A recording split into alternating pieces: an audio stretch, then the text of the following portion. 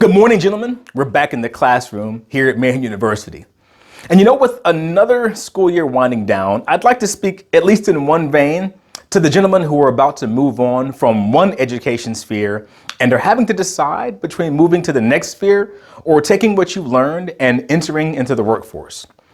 And to frame this, we're going to talk through some of the differences between training and education. And I want you to listen with an open mind, so please don't try and choose which one you value more. Let's just have the conversation. So training is tactical. It's actions and results. And when I think of training, I'm inspired by Psalm 144, my favorite, which leads off by saying, "Blessed be the Lord my rock, who trains my hands for war and my fingers for battle." Now, education, it's strategic, long-term, if you will. It's cultural immersion, theory and concepts. It's asking why and being okay when there isn't a simple answer.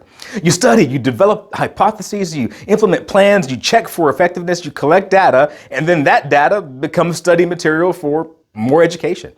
And that reminds me of several scriptures found in wisdom literature, like Proverbs 1 and 7, which says, "The fear of the Lord is the beginning of knowledge, but fools despise wisdom and instruction." Okay, let's dive in with some examples.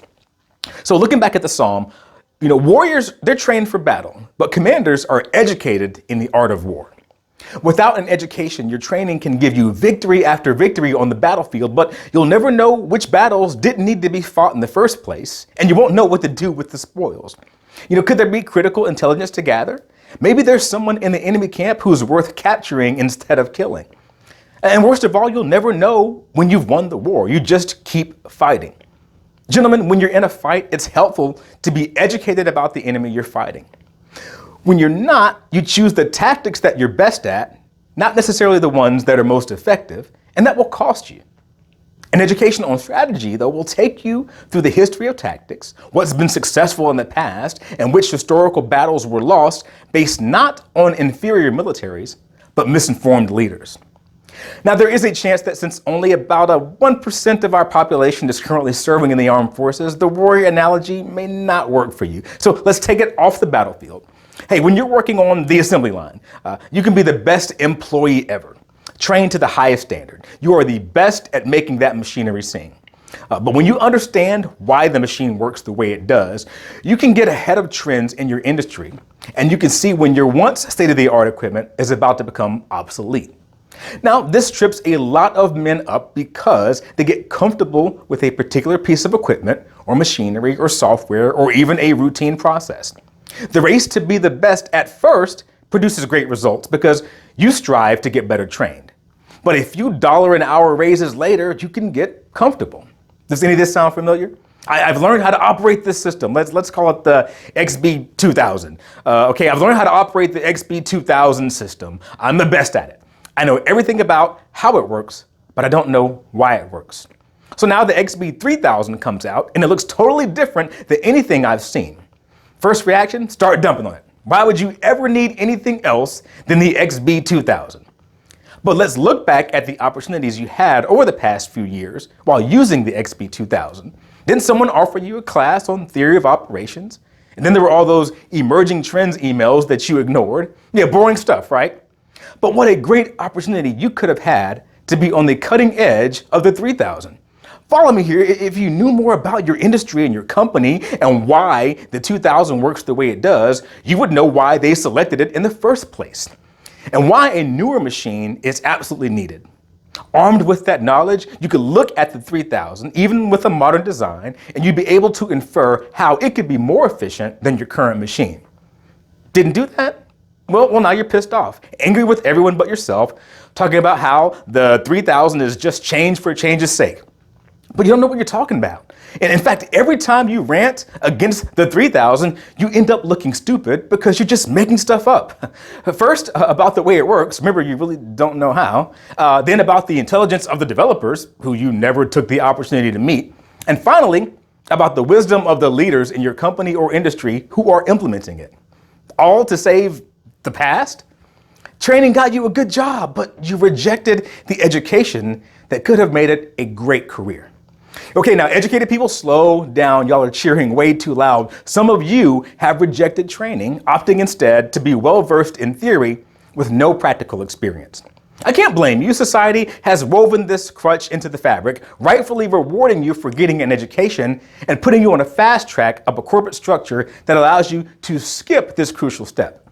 So when you go to introduce the XB3000 as a replacement for the 2000, you lose credibility with employees, some of whom you'll need to retain and retrain so you don't lose productivity. By not knowing anything about the practical application of the 2000, you'll have that old coot who should have not even been there as a thorn in your side, constantly undermining you because he still knows more about the nuts and bolts of the company's production line. And what's supposed to be a celebratory event in your company's history is now a tainted, belabored process wrought with contract negotiations, threats of strikes, and loss of consumer confidence. But let's back up to when you leaped over middle management into a junior executive position. You were offered an opportunity to tour the company's production facilities and spend time meeting workers on the line. But you opted to get into every meeting you could and rub elbows with the right people.